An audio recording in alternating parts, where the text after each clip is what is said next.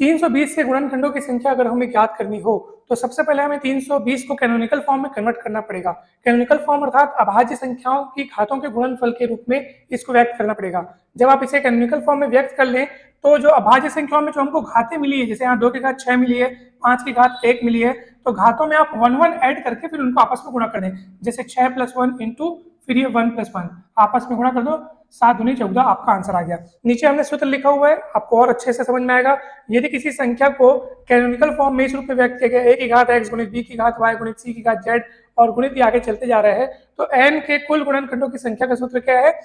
x + 1 माने कि x में 1 जोड़ दो, फिर y में 1 जोड़ दो, y + 1 फिर z + 1, और जैसे जैसे अगर ये आगे बढ़ेगा तो उस हिसाब से ये भी आगे बढ़ते जाएगा। जहां ये जो ए बी सी ये सब कौन है? अभाज्य संख्या है। अभाज्य संख्याओं के घातों के गुणनफल के रूप में व्यक्त करने को ही हम बोलते हैं कैनोनिकल फॉर्म, और इस तरीके से हम किसी संख्या के गुणनखंडों की संख्या ज्ञात करते हैं।